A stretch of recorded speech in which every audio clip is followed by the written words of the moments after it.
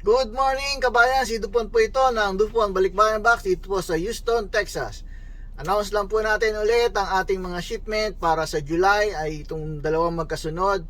Every week po may shipment tayo, every Wednesday. Ito po ang current natin ay July 2. Ang estimate po sa Manila ay August 28. Ang estimate po sa Cebu is September 2. Ang estimate po sa Cagayan de Oro sa Mindanao is October 2. And the next is July 9. Yun po yung susunod na shipment natin. Every Wednesday po tayo may shipment. Yung para sa July 9 ay sa Manila ay September 4. Sa Cebu ay September 9. Sa CDO ay October 9. Yan po mga estimate na yan ay pwedeng mabago, pwedeng mas mapaaga at pwedeng ma-delay. Kaya po sinasabing estimate, hindi po absolute yon. Marami po tayong mga customer na iniisip ang estimate is absolute. Hindi po natin pwedeng sagutin na eksakto po na date kasi po barko po yan. Kapag hindi sila makapuno dahil dun sa high tariff na naging epekto dito sa Amerika at sa Asia, kakaunti po nag-i-import at nag-i-export, nakasakay tayo sa barko pero yung barko hindi makaalis dahil hindi po sila puno. Yung mga nagtatanong po bakit di pa rin maalis yung barko nyo, wala po kaming barko at kahit sinong Balikbayan Box Cargo Company dito sa Amerika na may-ari ng barko. Hindi po natin kayang punuin yan ng puro container lang na Balikbayan Box. Kasi po libo-libo po yan. Yung pinakamaliit is 4,000 container ang kasya sa isang barko.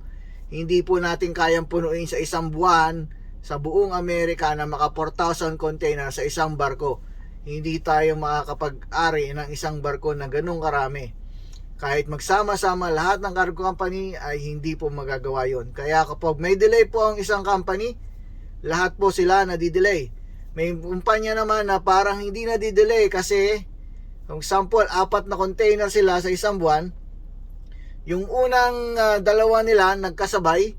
So yung pangalawa nila na container, na isakay yon, yung kumbaga mapupuno na yung barko, may sasakay yon kasabay na nun. So mapapabilis yung pangalawa, yung una matagal. May nangyari pa nga na 3 container nagsabay-sabay silang dumating sa Pilipinas.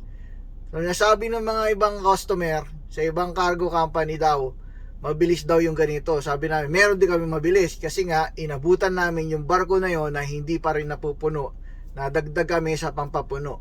So nangyari, yung 3 container sabay-sabay dumating. Dati 2 container lang sabay dumadating. Ngayon nagiging 3 container na. Ibig sabihin, nadidelay sila makapuno, inaabutan pa ng galing Amerika papunta ng Asia doon sa may Taiwan or Korea.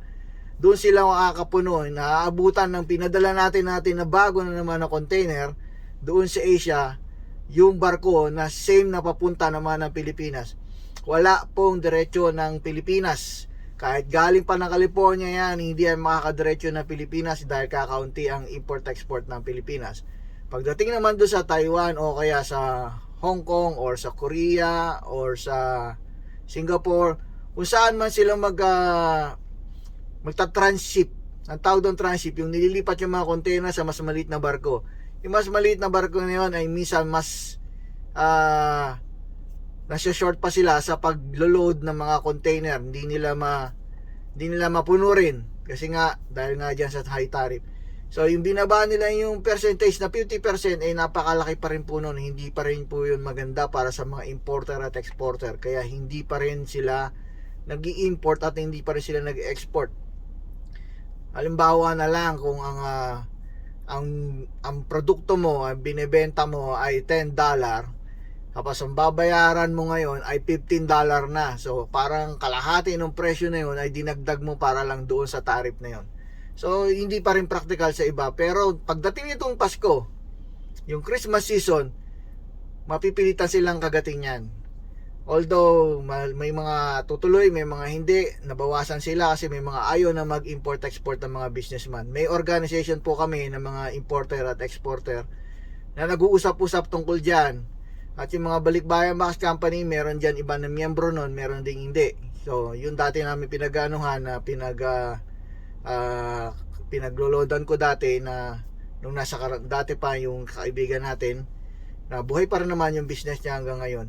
Hindi sila miyembro no, kaya hindi nila naririnig yung mga istorya ng mga ganoon. Kasi nag-umpisa tayo sa importing at exporting. bago tayo nagbalikbayan box.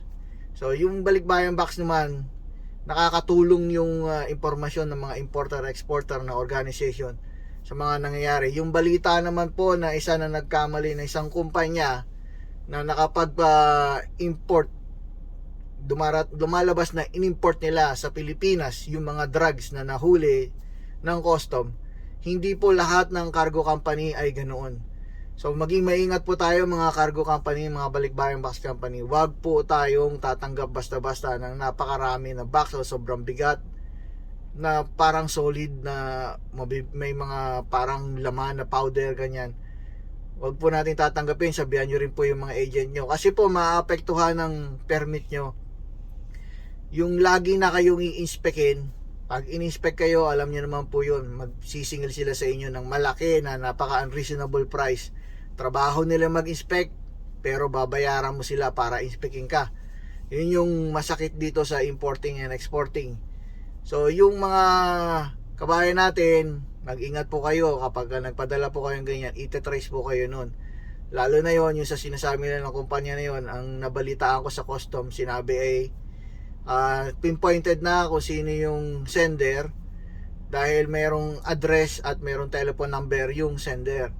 So sorry siguro kung baka mamaya nagamit lang si kabayan na nagpadala nun na hindi pala kanya. Kaya kabayan, mga magpapadala, kapag pinapaabiso lang sa inyo ng mga kaibigan nyo, kakilala nyo, pinapadampot lang sa ganitong lugar, siguraduhin nyo na meron talaga silang identity na tama, kasi sila po ang ituturo nyo kung nagka-problema po kayo. So yung kampanya na yun, alam namin kakompetensya namin sila, pero napakasakit noon para sa kanila yung nangyari na yun, na may nagpadala sa kanila ng mga droga at nahuli. Dahil po dyan, nahihigpitan sila at lagi na silang i-inspect, nakatarget sila. Maybe in the near future, magpapalit sila ng pangalan. Katulad yung isang company na nagpalit na ng pangalan ng I think 2021 yata, 2020 sila nagpalit ng pangalan. So, dati silang letter A, pinalitan nilang letter L. Kasi lagi sila na-inspect noon dahil nga meron nagpadala naman ng baril dati na customer nila at nahuli yon. Ito naman sa mga yung nahuli naman na may nakuha na drug sa loob ng mga boxes. Kaya po inaano na nila parang ibinabanat na naman nila yung maghihigpit sila.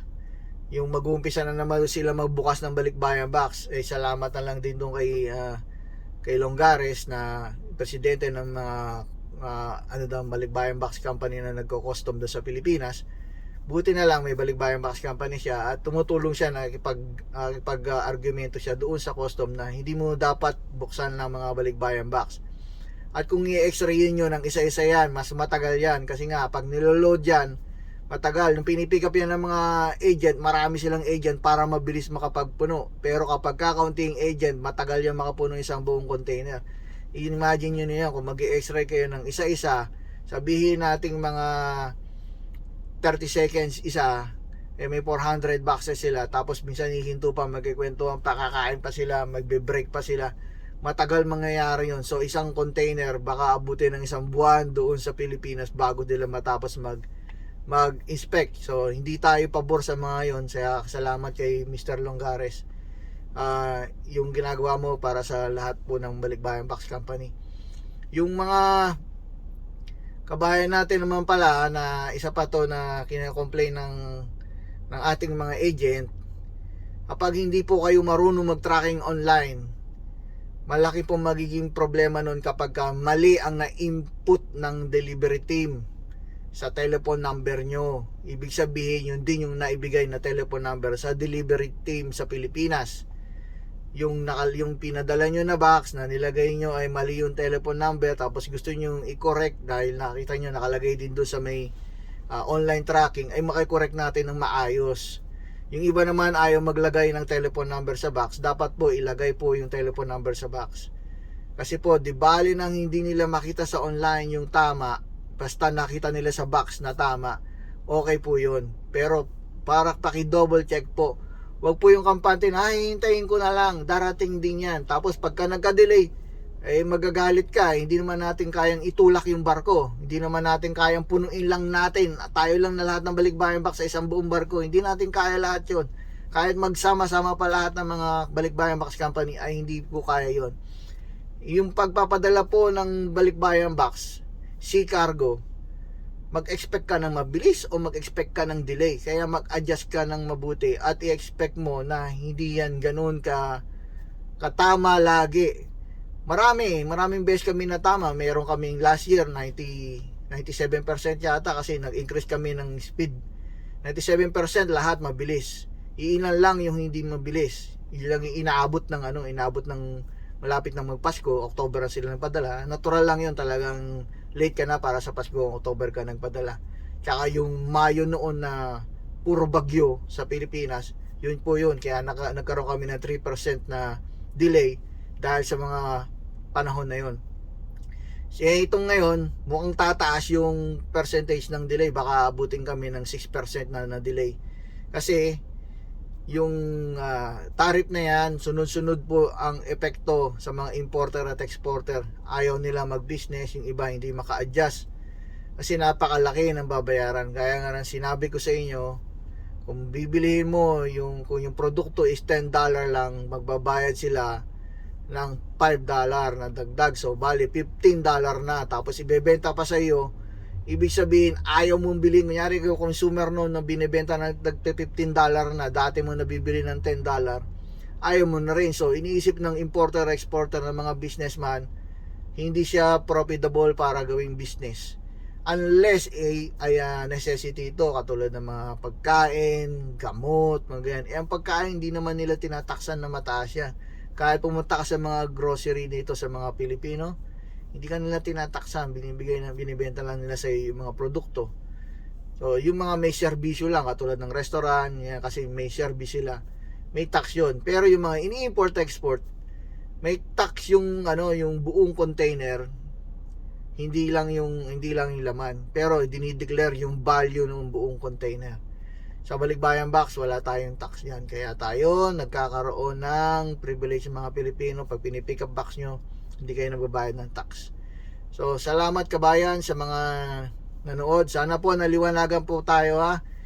I-track nyo po yung box nyo. Pag-aralan nyo mabuti. Kapag hindi po kayo marunong mag-tracking online, kailangan alamin nyo na. Kasi po kailangan nyo i-verify yung information doon na inilagay nila sa tracking online, yung in-input na information. Baka mamaya mali yung telephone number at may ibang sumagot at i-deliver doon, kasi naniniwala ang delivery team natin sa Pilipinas na registered ang bawat number na binibigay nyo. So sure yun na siya yung tao na yun, kasi naka-register yun sa pangalan. Kung sinabi nila na ay kay auntie to, pero ito pa rin yung number, tapos sinabi yung address na ganito, na nagkaroon sila ng interchange ng information, tapos parang nabudol na yung delivery team natin, mangyayari talaga na ma-i-deliver yun sa iba. Iniiwasan natin yun. Wala pa pong nangyari na gano'n na i-deliver sa iba dahil mali yung address na binigay. Usually sa number sila. Meron sa number nagkamali tayo ma-i-deliver, pero nabawi agad natin yun, na i-deliver po sa tamang bahay, kasi nag-track online po yung customer. Nakita niya, bakit delivered na, wala pa sa amin. Nag-report siya kaagad, binawi namin, kinuha namin doon, kasi nga yung telephone number na binigay ay mali.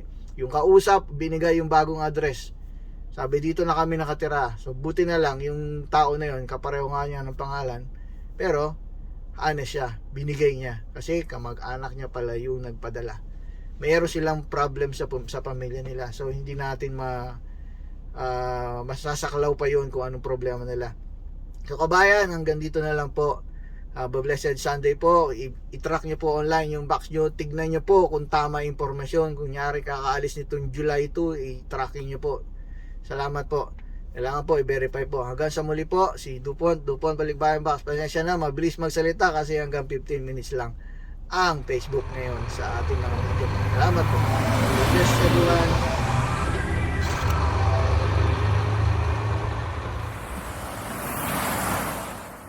Look at this. Oh my God! Isn't it great? Chris! I know, it's my dream. I have goosebumps everywhere. This is out of this world. What a birthday. I know. Happy birthday.